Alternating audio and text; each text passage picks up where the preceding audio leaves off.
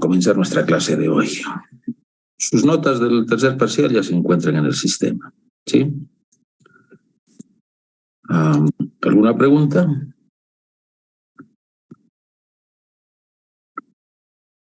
Muy bien. Dime. De mí no está el primer parcial en el sistema, pero he dado el examen. Bueno, ¿y por qué recién? O sea, ustedes tienen que entender que las cosas tienen su tiempo. No es cuando me viene la gana.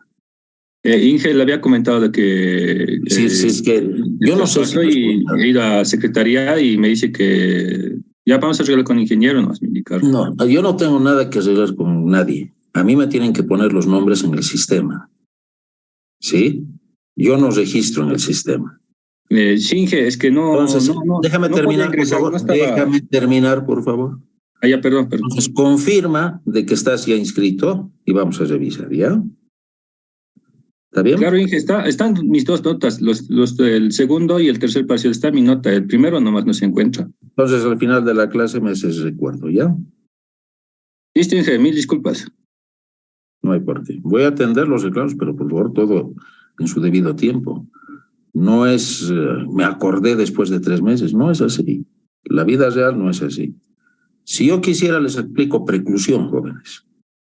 Y preclusión significa que los plazos se han acabado. Así funciona el sistema. Otra pregunta. Muy bien. Veamos entonces los ejercicios de intervalos de confianza, de pruebas de hipótesis o contrastes de hipótesis, ¿ya?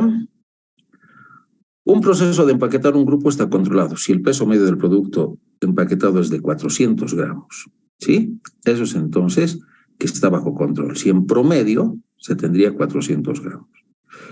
Si en una muestra aleatoria de 100 paquetes, ya estamos hablando de una muestra, ¿no? Se ha encontrado que el peso medio es de 395 gramos y suponga que el peso de los productos empaquetados se distribuye normalmente con desviación estándar de 20 gramos. Sabemos la desviación estándar poblacional. Entonces, se podría concluir que el proceso está fuera de control al 5% de significación y hallar el valor P. ¿Ya? Muy bien. ¿Cómo hacemos esto entonces? Planteamos nuestras hipótesis. La hipótesis nula es aquella que queremos rechazar y en este caso es que el sistema estaría bajo control. Y la hipótesis alternativa sería que no está bajo control. No está bajo control significa que podría ser menos o podría ser más. Y para el 5% de significancia, ¿ya? Nos dan Z, o podemos obtener Z, que es igual a 1,96. No se olviden que cuando esto es desigual significa que dejamos 2,5 por debajo y 2,5 por encima. Por lo tanto, Z es para 2,5 o para 97,5, es 1,96. Calculamos el Z, que es el estadístico de la muestra. Tenemos 395, 400. La desviación estándar es 20 sobre la raíz cuadrada de 100 y nos sale menos 2,5. 2,5 está por debajo, ¿no? De lo que significa el valor límite. No se olviden, esto es más menos. Por lo tanto, está por debajo de menos 1,96. Luego debemos rechazar H sub 0 y concluir con un 5% de significación que el proceso de empaquetado no está controlado.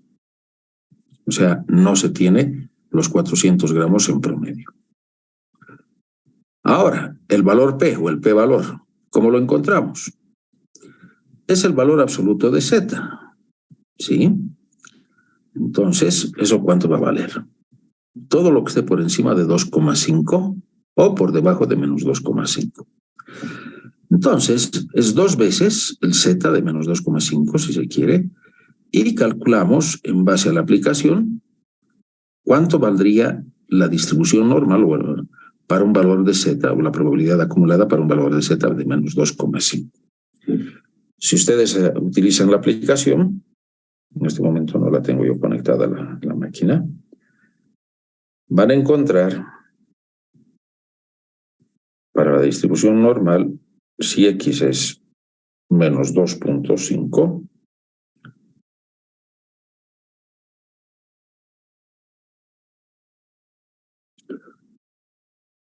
0.01242. ¿Ya? Entonces esto vale de 2 veces el valor que le correspondería en este límite o en este otro límite a el valor de z de la muestra. Y nuevamente, el valor de P es 0,01242. Es menor que al 0,05. Entonces, la hipótesis nula estaría por encima o por debajo de 0,01242. ¿Sí? O sea, estaría llegando hasta ese valor. O en otras palabras, el área que tendríamos encerrada sería 0,006 de cada lado. ¿No? Entonces, nuevamente, vemos o confirmamos que debemos rechazar la hipótesis nula porque el p-value es mayor a el 0,5 o es menor que 0,5. Ahora, el intervalo de confianza es como si nosotros nos diéramos entre qué valores estaría variando el promedio. Ese es el otro enfoque. Entonces, si le sumamos al promedio de 400, ¿sí? Más 1,96 por 2, ¿entre qué valores debería estar variando el promedio? Para que se encuentre dentro del intervalo de confianza o para asegurar de que el promedio está en 400 gramos, el promedio de las muestras debería estar variando entre 396 y 403. ¿Sí? El promedio de la muestra en este caso es de 395. Eso es lo que estamos sacando. Fíjense, acá no estoy reemplazando el valor de 395 de la muestra, sino el de la población. Y obviamente el 395 está por debajo. ¿De acuerdo? Eso es entonces lo que tenemos. ¿Alguna pregunta?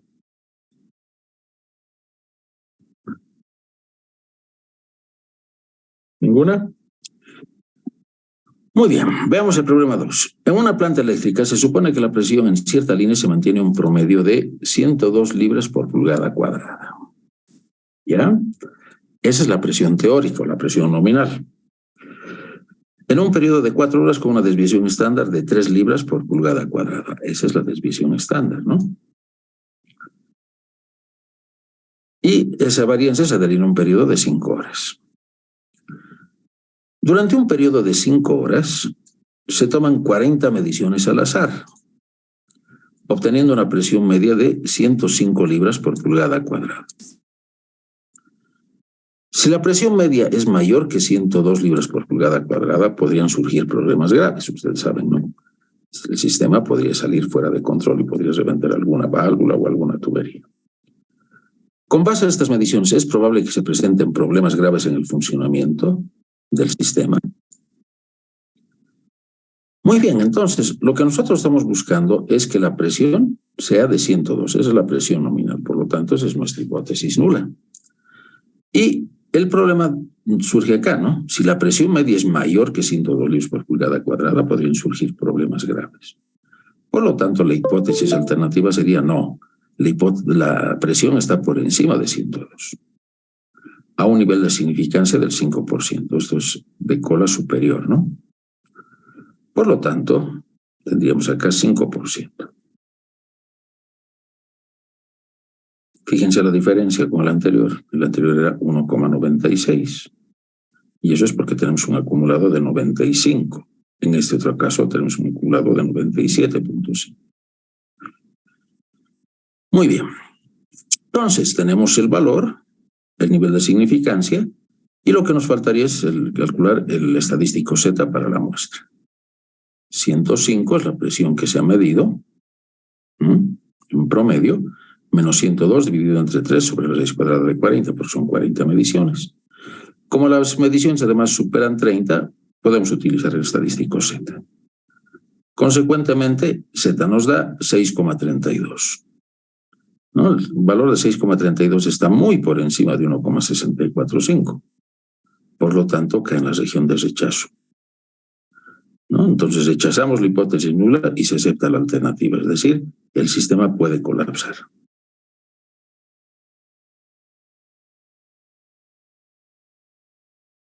Muy bien. 3. Un analista en una compañía embotelladora de gaseosas conoce que el proceso de llenado de las botellas está bajo control. Nuevamente, esta es la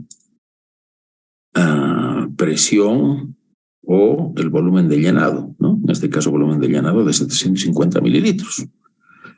Toma para ello una muestra aleatoria de 36 botellas y encuentra que el promedio de llenado es apenas de 748. Entonces, está por debajo. Si se sabe que la desviación estándar es de 5 mililitros, ¿no? Desviación estándar poblacional, el analista desea saber si el proceso está bajo control usando un nivel de significancia nuevamente del 5%. Entonces, acá, fíjense, lo que queremos saber es si el sistema está en control alrededor de 750. No hay una alarma como en el anterior problema, ¿no? No hay un límite que nos podría causar problemas. Acá el único problema que tendríamos es que podemos estar llenando más o menos. Por lo tanto, vamos a hacer un análisis de 2 colas. Y vamos a tener un μ de 750 como nuestra hipótesis nula, que el proceso está controlado, y que no está controlado. Significa que puede estar llenando más o puede estar llenando menos. Al nivel de significancia del 5% es 1,96 nuevamente. Esto es bilateral, por eso es Z alfa medios. El estadístico Z de la muestra, ¿cuánto nos da? Menos 2,40. ¿No? Nuevamente acá, ese valor que obtenemos es más o menos, ¿no? Como menos 2,40 está en esta región de crítica o de rechazo, rechazamos la hipótesis nula, ¿no? Y por lo tanto, el proceso necesita una revisión o un ajuste. Bien, esas son entonces las conclusiones que nosotros vamos sacando. ¿Hay alguna pregunta que ustedes tengan, jóvenes?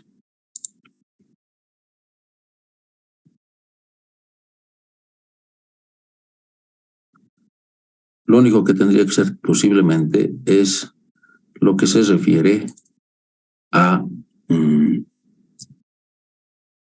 cuál es la hipótesis a seguir, ¿no es verdad?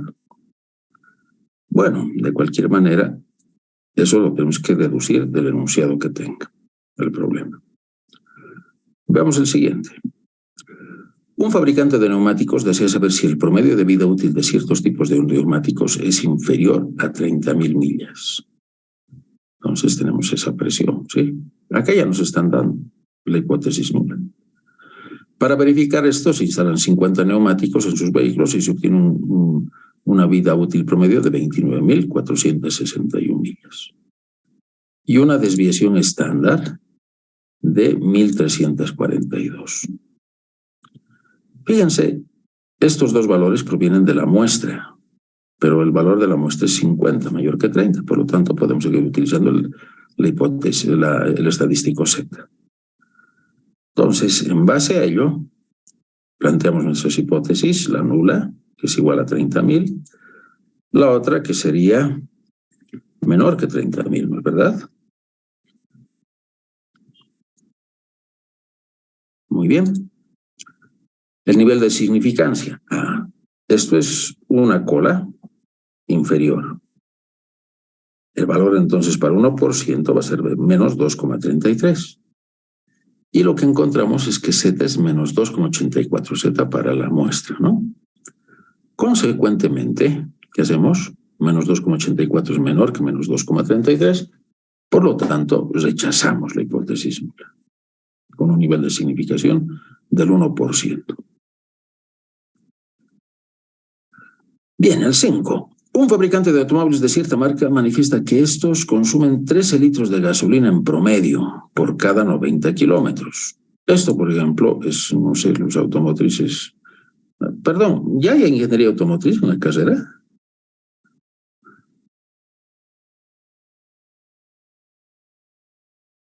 No saben, no responden. Bueno, para los siguientes. Perdón. Dime. Creo que es la carrera de Ingeniería Mecánica Automotriz. En la Facultad Técnica, pero mecánica automotriz, o sea, ingeniería automotriz. Bueno, no sé sinceramente. Que yo sepa, todavía no hay una resolución universitaria, pero puedo estar equivocado. De cualquier manera, para los ingenieros que se dedican a la parte automovilística, el consumo de gasolina es un parámetro bien importante, ¿ya? Es una referencia que nos da.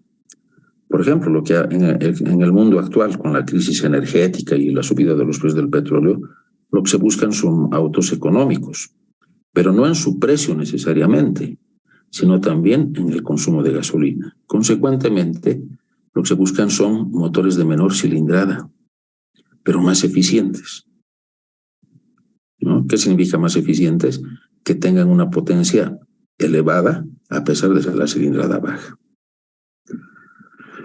Bien, entonces, para comprobar esta aseveración, se realiza una prueba con 39 de estos automóviles y se encontró que el promedio de consumo de esta muestra es de 13,75. Ufa, casi que estamos, ¿no? Entonces, si quisiéramos hacer un análisis muy subjetivo, muy somero, podríamos decir, casi están iguales, está bien, pero es muy subjetivo. Puede que sea cierto, puede que sea no, puede que sea falso. Entonces, si consideramos una desviación estándar de 2 litros, ¿habrá razón para asegurar que el consumo de gasolina es diferente al que menciona el fabricante? Con un nivel de significancia del 5%, es lo que nos pide. Bien, entonces acá nos están diciendo, ¿habría razón para asegurar que el subconsumo de gasolina es diferente? Entonces puede ser que sea mayor o puede que sea menor, ¿verdad? Por lo tanto, acá me olvidé uno. La hipótesis nula sería que el consumo es 13 y la alternativa que sea diferente de 13. Entonces, nuevamente, para alfa igual a 0,05 significa es de 2 colas, por lo tanto 2,5 inferior, 2,5 superior, al 5%, ¿no es verdad? Eso significa que Z vale más o menos 1,96. Muy bien, y el Z del estadístico nos sale 13,75 menos 13, 2 sobre 6 de 39, 2,34. 2,34 es menor que 1,96, por lo tanto, se rechaza la hipótesis, ¿no? Entonces, el consumo de gasolina es diferente de 13 litros, con un nivel de significancia del 5%. Y hasta podríamos asegurar, en condicional, ¿no?, que es mayor.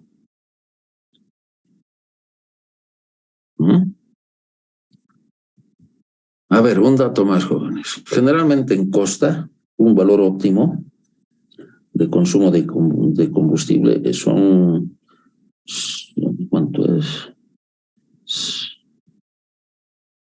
Si no me equivoco, son 12 litros por cada 100 kilómetros.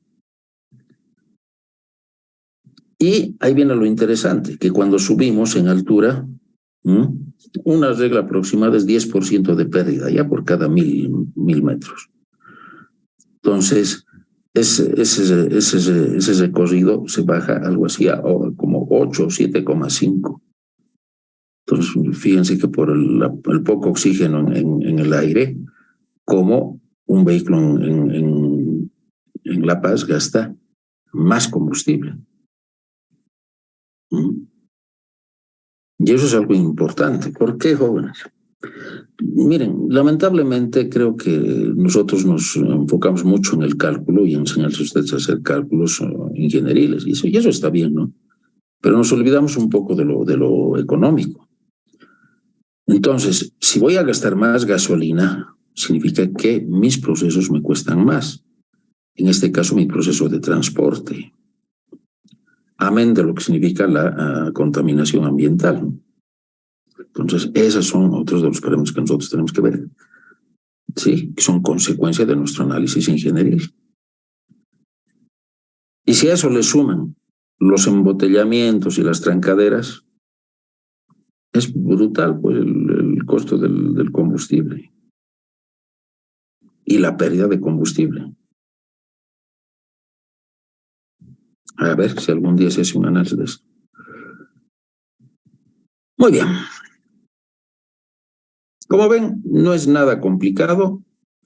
Simplemente hay que tener clara la idea de cuál es la hipótesis nula, cuál es la hipótesis alternativa. El siguiente. Un tipo de fusible está diseñado para fundirse cuando la corriente llega a 20 amperes. Se toma una muestra de 25 fusibles de un lote de 1000. Y se encuentra que el punto promedio de fusión de esta muestra es de 20,80 amperes, con una desviación estándar de 1,50. ¿A qué conclusión se puede llegar con respecto a las especificaciones del lote a un nivel de significancia del 1%?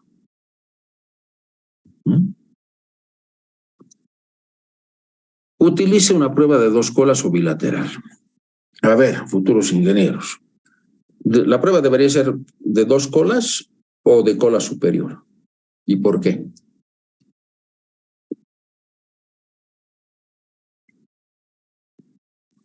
De cola superior, Inge, ¿Por qué?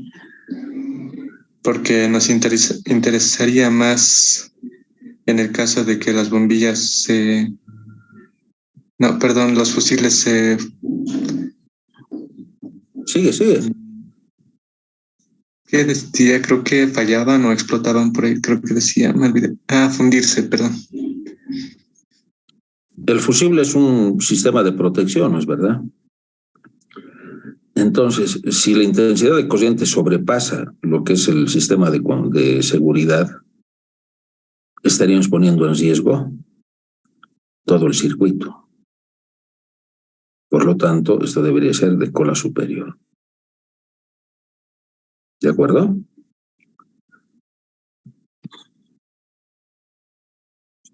Muy bien. Perfecto. Felicidades. De eso se trata la ingeniería, que usted se analice. Entonces, en este caso vamos a seguir las instrucciones y vamos a hacer bilateral.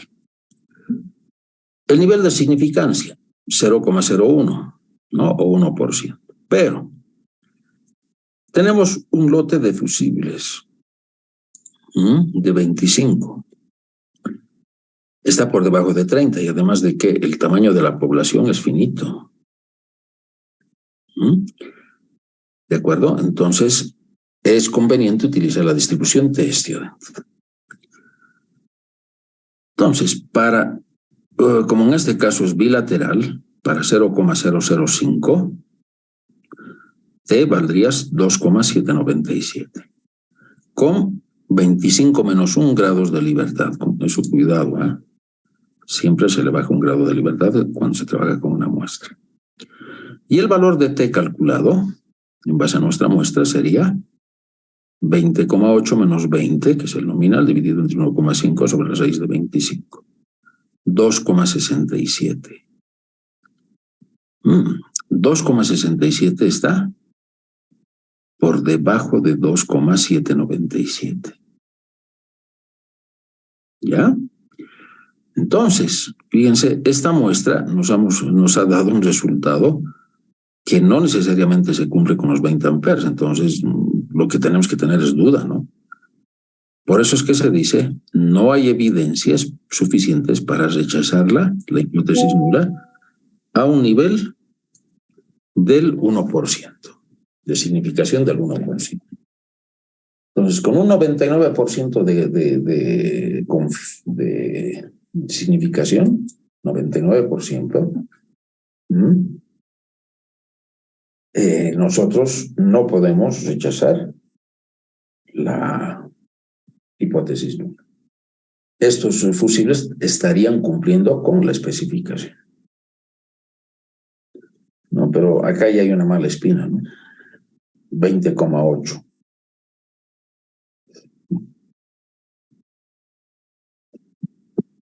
Por eso es que se dice, no hay evidencias suficientes para rechazarla y se recomienda aumentar el tamaño de la muestra.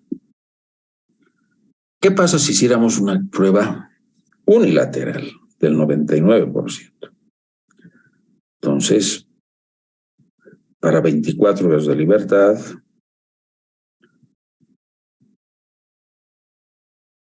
el valor que sale es 2,49.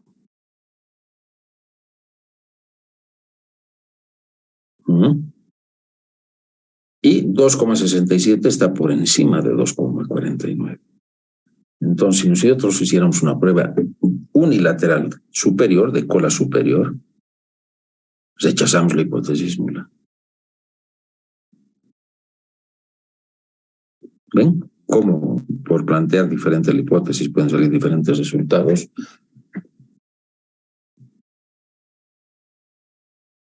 Pero nuevamente, un ratito, ¿cuánto me sale? 2,49, sí, y que sale 2,67. Muy bien. Este ejercicio más. Y nos vamos a un descanso. Un fabricante afirma que la resistencia de un alambre eléctrico puede reducirse en más de 0,060 ohms. ¿Sí? Mediante aleaciones. Esto es experimentación, ¿no? Para probar esta afirmación se toman 35 valores obtenidos del alambre ordinario, cuyo promedio fue de 0,14 ohms y desviación estándar de 0,02, y 36 valores obtenidos de un alambre fabricado a base de aleaciones, ¿no? Cuyo promedio fue de 0,079 y desviación estándar de 0,003. ¿A qué conclusión puede llegar? ¿Las aleaciones mejorarán? Bueno, fíjense, 0,14 y se baja a 0,079. Ya este es un buen punto de referencia, ¿no? De que estos alambres son mejores. Pero lo que también tenemos que ver es la desviación estándar. Hay mayor desviación estándar. Pero bueno, veamos qué es lo que sucede. Planteamos nuestras hipótesis, en este caso sería la diferencia de dos poblaciones, ¿no? Y la hipótesis nula nos diría lo que se afirmaba. Afirma que la resistencia de un alambre eléctrico puede reducirse en más de 0,060. Por lo tanto, la diferencia de la nueva muestra, la que tiene aleaciones, con respecto a la primera vez, tiene que ser de 0,060. Y la hipótesis alternativa, en este caso, sería de que no, es mayor. ¿Ya? Es mayor la diferencia. Entonces, con esto estaremos diciendo, no, los alambres tienen un mejor rendimiento. Eso también podría ser de cola inferior, es decir, no, la diferencia es menor. Todo depende de cómo planteemos la hipótesis. Entonces, para alfa igual a 0,05, obtenemos que Z es 1,657, esto es de cola superior, y el estadístico va a ser la diferencia, ¿no? La diferencia de la hipótesis, la que viene acá. Si esto fuera 0, significaría que son iguales, entonces acá vendría el 0. 0,14 menos 0,079 sobre la raíz de la suma. Ahora sí, les había dicho que cuando trabajamos con el estadístico Z, las varianzas se suman. No ocurre lo mismo cuando trabajamos con el estadístico T, donde tenemos que calcular SP de acuerdo a lo que supongamos. Eso vamos a ver posteriormente. Pues en este caso sumamos varianzas y sacamos la raíz cuadrada. Por lo tanto, haciendo el cálculo Z nos va a salir 1,657. ¿No? Y el valor de Z para 5% es 1,645. Eso está por encima. Por lo tanto, cae en la región de rechazo. Rechazamos la hipótesis nula y se acepta la alterna con un nivel de significancia del 5%. ¿No? Entonces, la resistividad del alambre disminuye en más de 0,060.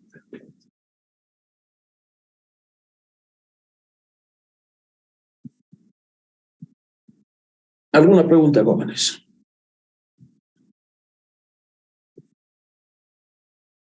Bueno. Bien. Volveremos entonces para nuestros ejercicios a las 8:45. ¿Está bien? Está bien. Ya, la persona que me estaba reclamando, a ver, se queda en sala ya. Un semestre, ya. ¿Cuál es tu nombre? Ariel Mamani, ¿De qué especialidad? mecánica. Electrónica, mecánica. Ariel Mamani. Sí, el primer parcial no me hace falta, los dos están en el sistema. Ya, he encontrado tu nota. Te lo voy a poner ahora, ¿ya? Sí, he reprobado ese examen, Inge. Ya, está bien. Muy bien. Nos vemos 8:45. Inge, gracias. Mil disculpas. No hay problema.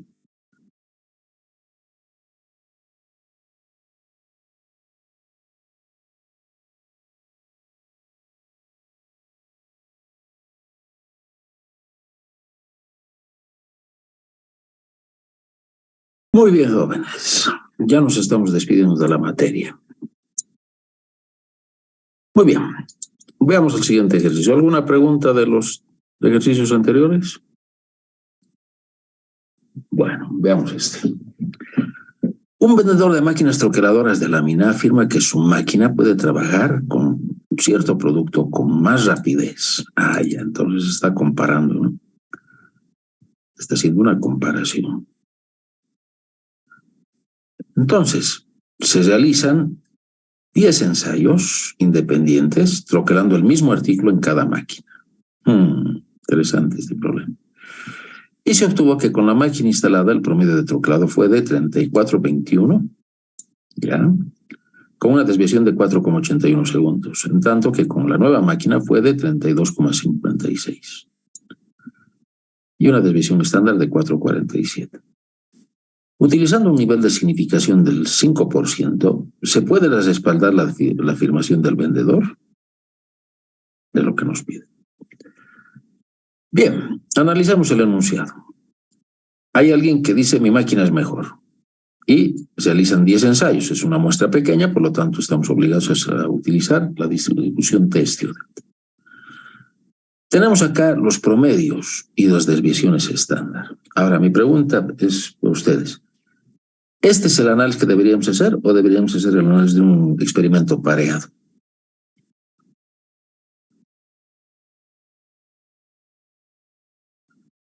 Un experimento pareado, ¿no es verdad?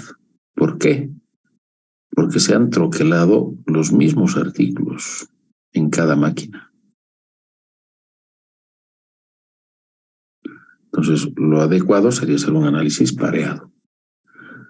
Pero simplemente nos dan los datos. Consecuentemente, imposible de hacer la diferencia de valores. Consecuentemente, en base a estos valores, pues podemos plantear nuestras hipótesis tradicionales. Que ambas máquinas son iguales y no, que la máquina 1 es mayor que la máquina 2, ¿no? Porque es lo que se quiere probar, que la segunda máquina tiene un mejor rendimiento. Muy bien, el número total de grados de libertad son 10 más 10 son 20, menos 2 por dos poblaciones, 18 grados de libertad. Con un nivel de significancia del 5% y 18 grados de libertad, encontramos que T vale 1,734, ¿no? Ese es el valor tope. Entonces, estas son muestras pequeñas y además nos dicen suponer que las desviaciones estándar poblacionales son iguales. Entonces, si son iguales, nosotros estamos obligados a utilizar esta fórmula. Una desviación estándar común a ambas, ¿sí? Y los grados de libertad. Entonces, haciendo nuestro análisis, encontramos que T vale 0,7946. Vamos reemplazando los datos. Este valor viene de la hipótesis nula, ¿no? Y encontramos a un nivel de significancia o significación del 5%, que 0,7946 es menor que 1,734. Por lo tanto, cae en la región de aceptación, con lo cual, ¿sí? No podemos rechazar la hipótesis nula. Es decir, puede que el vendedor nos diga que su máquina es mejor, pero los datos estadísticos nos prueban de que no podemos rechazar la hipótesis de que son iguales. Ahora, no vamos a decir con eso de que el vendedor sea un mentiroso, ¿no? Ojo, en las ventas no tiene que ser honesto, tiene que haber honestidad. Ahora, si uno no hace honestidad, puede meterse en problemas. Bueno, entonces, si suponemos esa situación, lo que tendríamos que hacer es ver si es que con una muestra mayor los resultados serían diferentes. En lo personal, 0,7946 está muy alejado de 1,73,4. No creo que haya un cambio significativo con una muestra mayor, pero esa es mi opinión. Entonces, no somos incapaces de rechazar la hipótesis nula al 5% de significación. Muy bien. Un jefe de control de calidad se plantea la hipótesis de que no más del 7% de las refracciones que se fabrican tienen defectos, ¿no? Entonces, como máximo tienen que ser 7%, y estamos hablando de fracciones. Para una muestra aleatoria de 90 refracciones, una muestra grande, se encuentra que 11 son defectuosas. Entonces, nos dicen, someta a prueba esta hipótesis a un nivel de significación o significancia del 5%. Entonces, nos dicen no más del 7%. Esa es la hipótesis nula. La alternativa sería no, es más de 7%. ¿No? Entonces, debemos evaluar el estadístico Z. El estadístico Z siempre se utiliza para pruebas discretas. Y encontramos en fracciones, o si se quiere con tamaños, ¿no?, de muestras, 11 se han rechazado, u 11 están defectuosas, menos 90 por 0,07, deberían ser 6,3, ¿no? Dividido entre NP por 1 menos P. Y Z nos da 1,94. El valor de Z es 1,645. 1,94 está por encima. Por lo tanto, tenemos más defectuosos de los que nos permite la norma, ¿no? Y lo que tendríamos que hacer, bueno, es lo que nos dice la conclusión del test. En este caso, ¿qué es lo que deberíamos ver? Somos incapaces de rechazar la hipótesis nula y la proporción de las refracciones es mayor al 7%. Habría que aumentar el tamaño de la muestra. Esa sería la conclusión, ¿no?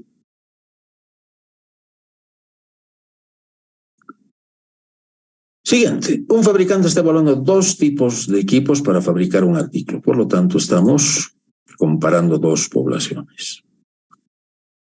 Se obtiene una muestra aleatoria de 60 para la primera marca del equipo y se encuentra que 8 son defectuosos. Y para la segunda máquina encuentra, para una muestra de 90, 9 defectuosos. Entonces, prueba si existe diferencia significativa entre los 2 tipos de equipo. Bien, fíjese, en este primer problema hemos resuelto considerando los tamaños de los defectuosos. En este problema vamos a trabajar con proporciones. Los resultados son los mismos. Lo único que cambian son las fórmulas. Acá es NPQ y acá es NP o PQ sobre N, ¿no? Muy bien, entonces, vamos a suponer que las dos máquinas producen igual, es decir, tienen la misma cantidad de defectuosos o de fracción de defectuosos. Y la alternativa sería que son diferentes. Tenemos acá las fracciones, ¿sí? Y utilizando esta fórmula, las varianzas siempre se suman. Encontramos que el estadístico Z sería 0,13, ¿sí? Menos 0,1 de esta diferencia, menos 0. Eso viene de la hipótesis nula, ¿no? Sobre la raíz cuadrada de las varianzas de fracciones.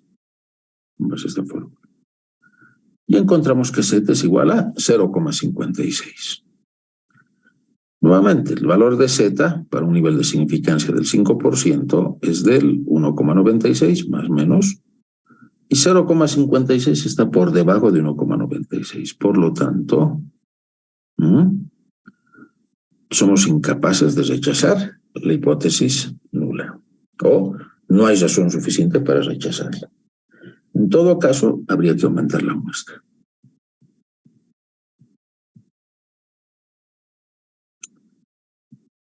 Siguiente problema. Una empresa de neumáticos afirma que una nueva gama en promedio dura al menos 28.000 kilómetros. Es lo que nos dice la propaganda. Al menos, ¿no? Las pruebas con 64 neumáticos dan como resultado una duración de vida de 27.800, con una desviación estándar de 1.000 kilómetros.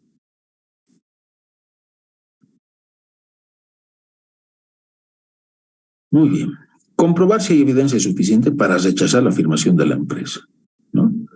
Entonces nos dice al menos 28.000 kilómetros.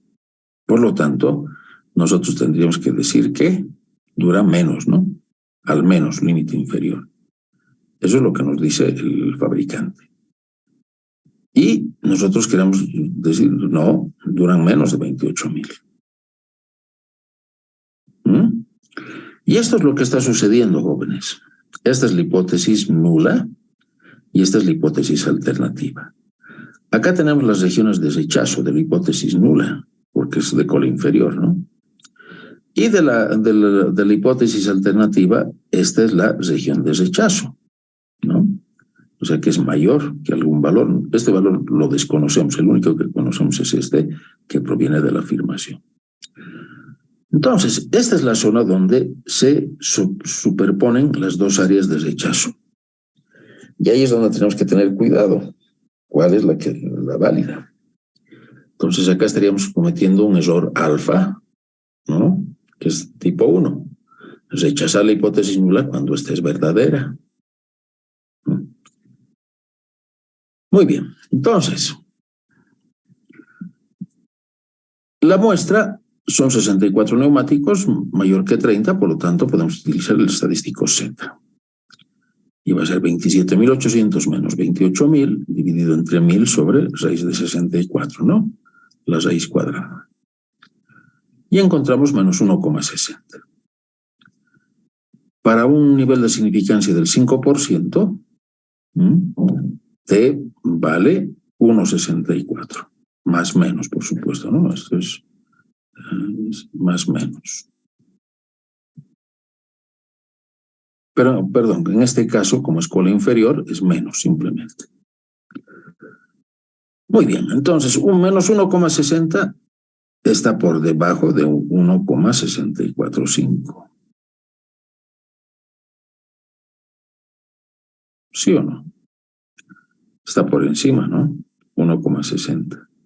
Es mayor que menos 1,645. Por lo tanto, no podemos rechazar la hipótesis nula. ¿Y el valor de P? ¿Cuánto vendría a ser? Es de cola inferior. Por lo tanto, sacamos a cuánto equivaldría menos 1,60. Y eso, en la aplicación, ustedes reemplazan para la distribución normal, ¿sí? El valor de menos 1,6.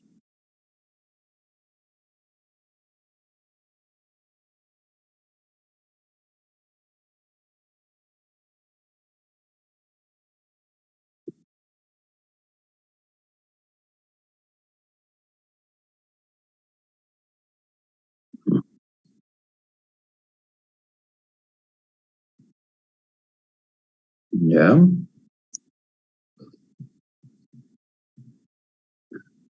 ¿Sí? Y les va a salir 0,05480. Este valor es mayor que 0,50. Por lo tanto, se acepta H sub 0.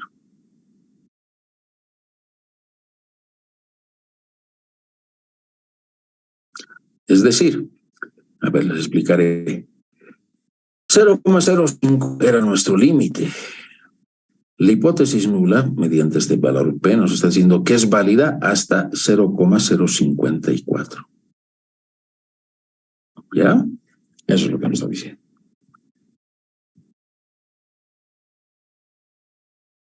Muy bien, veamos el siguiente. El propietario de un automóvil sospecha que su vehículo tiene un consumo medio de combustible en carretera superior a los 5,6 litros por 100 kilómetros. Para apoyar empíricamente su sospecha, observa que el consumo medio en un viaje obtiene los siguientes resultados. 1, 2, 3, 4, 5, 6, 7, 8, 9, 10, 11. Son 11 viajes. Me faltaba uno ahí. Muy bien. Entonces, de los 11 viajes, saca su promedio y su desviación estándar. 11 viajes menor que 30, estamos obligados a utilizar el estadístico Z. El estadístico T. Entonces, el inciso A. ¿Están fundadas las sospechas del propietario? Entonces, acá sería de cola superior, ¿no? Que el consumo de combustible es mayor que 5,6. La hipótesis alternativa es 5,6. La hipótesis nula y la hipótesis alternativa mayor que 5,6. Para el nivel de significancia del 1%, T, son 11 viajes, entramos con 10 grados de libertad, encontramos que es 2,76377. Y el valor que encontramos del estadístico de la muestra es de 1,76474.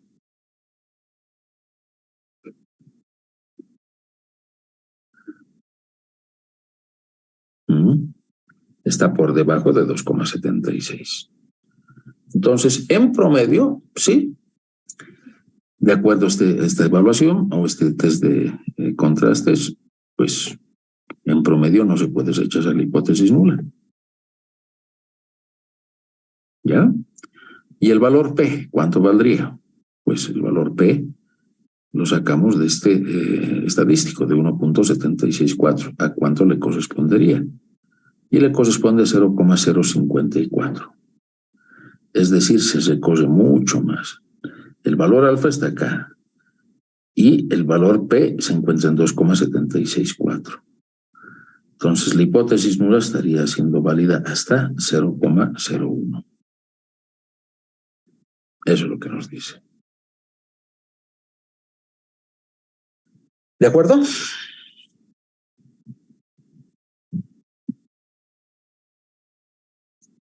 Problema 13. Un fabricante especifica que la desviación estándar del tiempo de acceso al disco duro debe ser como mucho 0,10 milisegundos, ¿no? Para que arranque la máquina. Pero aquí estamos hablando de la desviación estándar. Entonces, como máximo deberías tener 0,10. El supervisor de control de calidad selecciona aleatoriamente 10 discos duros, obviamente, y obtuvo los siguientes valores. ¿Proporciona esta información pruebas suficientes de que la desviación estándar es mayor a 0,10? A un nivel de significancia del 5%. Entonces, partimos de la hipótesis de que la varianza debe ser de 0,01, ¿ya? Y mayor, y la hipótesis alternativa de que es mayor.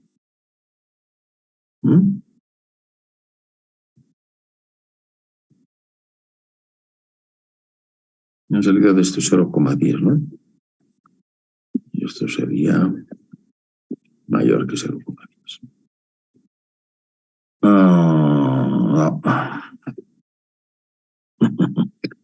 Está elevado al cuadrado. Me disculpas. Lo que nos están dando es la desviación estándar.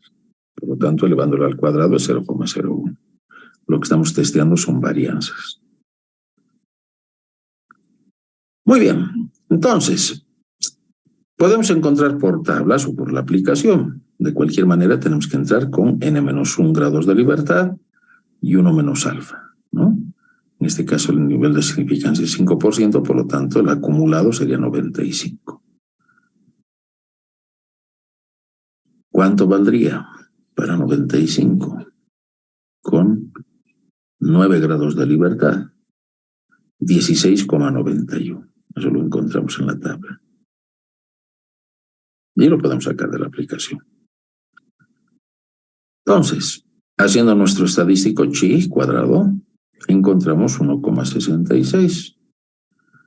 1,66 es menor, ¿sí?, que 16,9. Por lo tanto,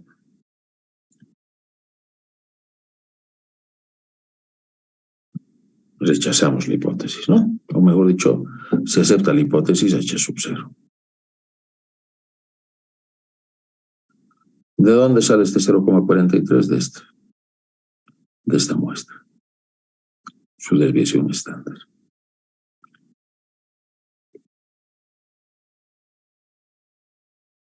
Bien, esos son entonces los test de hipótesis, jóvenes.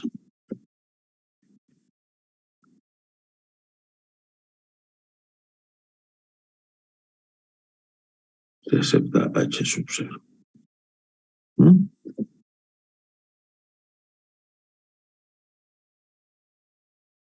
Muy bien. Finalmente, tenemos 2 ejercicios. 3. Ya. Basado en las especificaciones dadas por un ingeniero, se plantea la hipótesis de que la desviación estándar de los diámetros de ciertas piezas es de 4 milímetros. Es la desviación estándar. Y para una muestra de 15 piezas se encontró una desviación estándar muestral de 5,2. O sea, es mayor. ¿Se puede afirmar que existe variación significativa en la dispersión de los diámetros? Entonces, acá nos dicen,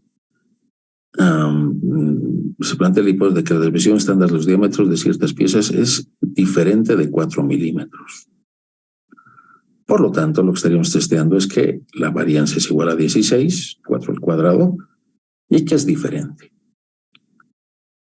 Nuevamente, encontramos los límites de la distribución chi cuadrado para 14 grados de libertad, porque tenemos 15 piezas. Y nos sale un valor de 5,629 y otro de 26,119, que es el superior. Entonces, entre esos dos valores debería estar el estadístico que calculamos de la muestra. Entonces, 15 menos 1, esos son los grados de libertad, por 33,64, esa es la varianza, dividida entre 16, ¿no? Esa es la varianza teórica. Y nos sale 29,44. Fíjense, 29,44 está por encima del límite superior, ¿no? Por lo tanto, está en la región de rechazo. Lo que nos implica que rechazamos la hipótesis nula.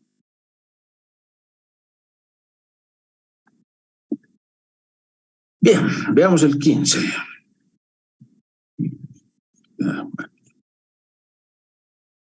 Se desea comprar la variación de los diámetros de una pieza para un tipo de motor que fabrican 2 compañías. Entonces acá queremos ver si las compañías fabrican piezas similares.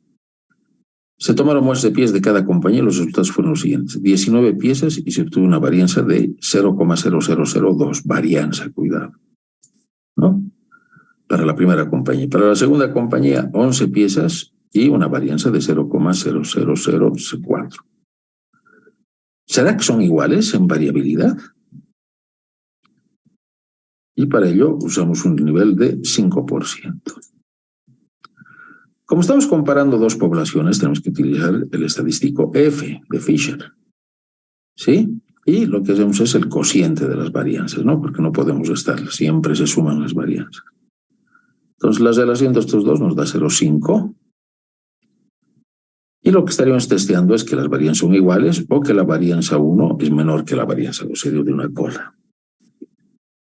Muy bien. Entonces, ¿qué es lo que sacamos?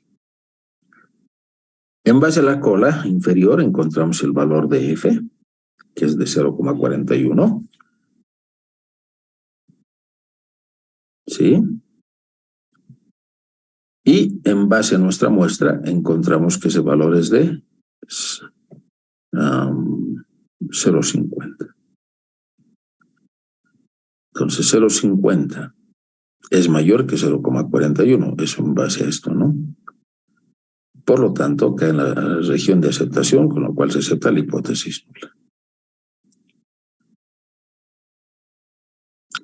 Este es el cálculo cuando no tenemos la aplicación. Si ustedes entran en la aplicación, tienen que entrar con estos grados de libertad, estos otros 2 grados de libertad y el nivel de significancia.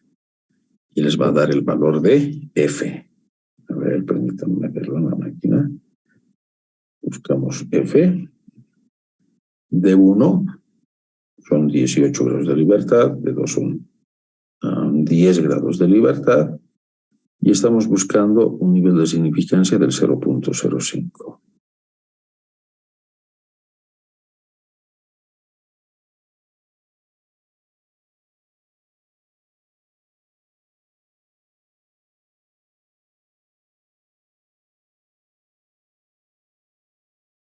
18 aquí me equivoqué. 10.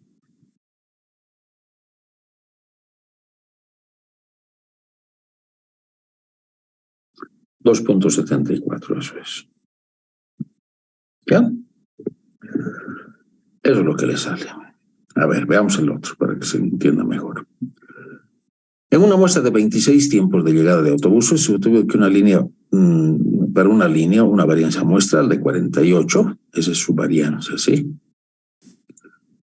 Y en una muestra de 20 tiempos de otra línea, la varianza muestral es de 20.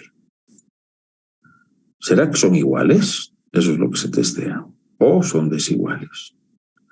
Entonces, para la línea 1, 26 y 48, ¿no? El tamaño de la muestra es 26. Para la línea 2 es 20 y el tamaño de la varianza es 20.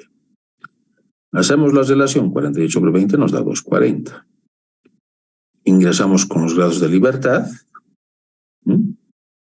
Y un nivel de confianza del 0,10. ¿De acuerdo? Entonces tenemos acá 25 y lo otro es 18. ¿No? Y el nivel de confianza es del 0.05.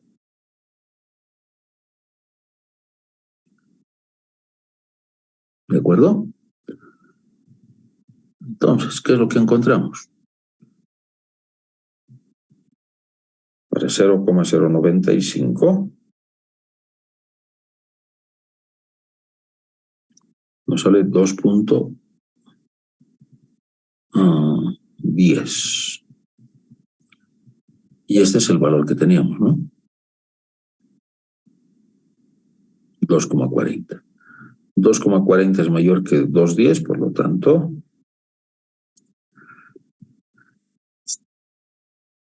rechazamos la hipótesis nula y el bus 2 tendría menor variabilidad. Bueno, y finalmente tenemos un experimento pareado, que lo voy a explicar a grandes rasgos.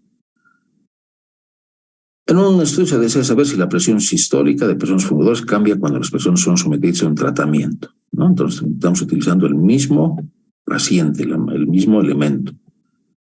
Entonces se seleccionan 10 personas a las que se les toma la presión antes y 3 meses después. Entonces, lo que tenemos que ver es la diferencia de los valores. Y esa diferencia es la que tenemos que sacar en su promedio y en su desviación estándar. Y lo que testeamos es si es que la diferencia es igual a 0 o si es mayor que 0. ¿No? Es decir, antes era mayor la presión. Es lo que tenemos que testear. La muestra es de 10, por lo tanto tenemos que utilizar T. Bien, haciendo los cálculos, 5,86 la desviación estándar, encontramos que el valor nos sale 3,77. Y el estadístico de prueba nos sale 1,83. Como 1,83 es menor que 3,77, se rechaza la hipótesis nula. Entonces, en este caso, el tratamiento está logrando que la presión se reduzca. Bueno, este es un experimento médico que no se puede hacer mucho al respecto, pero lo que yo quiero mostrarles es algo que sucede en la actualidad. Este es un video de principios de siglo, ¿ya? Donde está la automatización. Y lo que antes se hacía con muestras, ahora se lo hace de manera automática.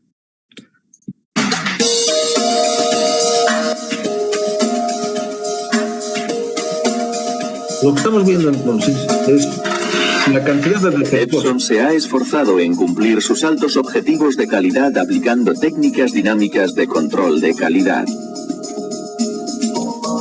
El control de calidad convencional es un sistema estático.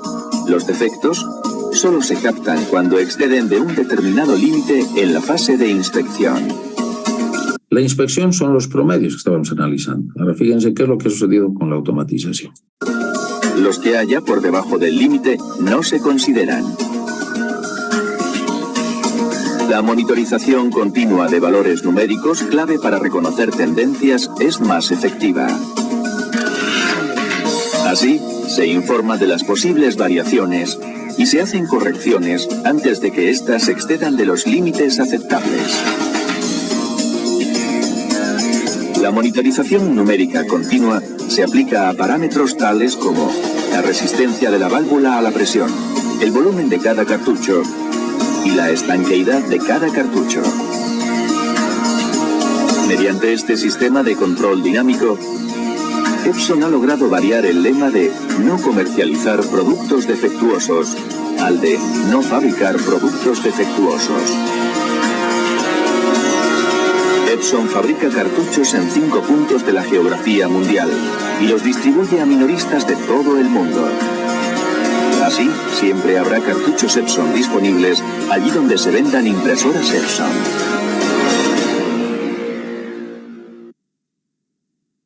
Bueno, como ven entonces, lo que antes se hacía con muestreos para tener una mayor precisión y los test de hipótesis ha quedado totalmente superado con lo que es la automatización. Con la automatización que se ve que no ingresemos en zonas de rechazo. Y apenas existe una tendencia de que se está aproximando al punto de rechazo, el sistema regula, manda las señales, es la realimentación, para ajustar lo que significa la estanqueidad, las presiones de funcionamiento, etcétera, ¿no? Tal como dice el video. Bueno, esto es cuando se tiene una alta automatización, como se veía al principio del video, ¿no? Acá, fíjense. Tus altos objetivos necesita de altas inversiones. De calidad. En nuestros casos, todavía tenemos que recurrir al muestreo. Y para esto es para lo que nos sirven los contrastes de hipótesis. Muy bien, jóvenes. Tendríamos entonces cubiertos los ejercicios de contrastes. El día miércoles vamos a ver el último tema de la materia, que es regresión lineal. ¿Alguna pregunta?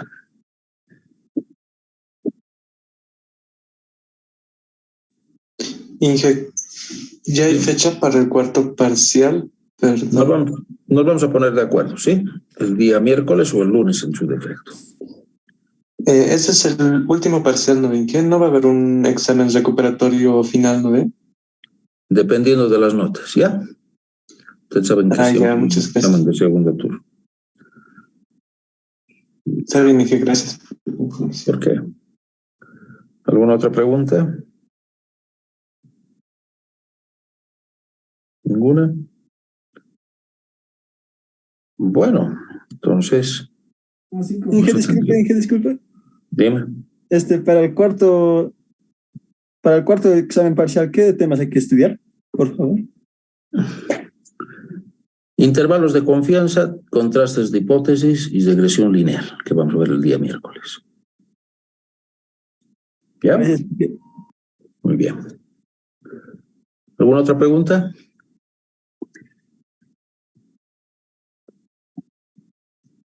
Bueno, con esto terminaríamos nuestra clase de hoy. Nos vemos el día miércoles, jóvenes. Que tengan un buen día. Cuídense. Hasta luego, Inge. Hasta luego, Inge. Les vaya bien.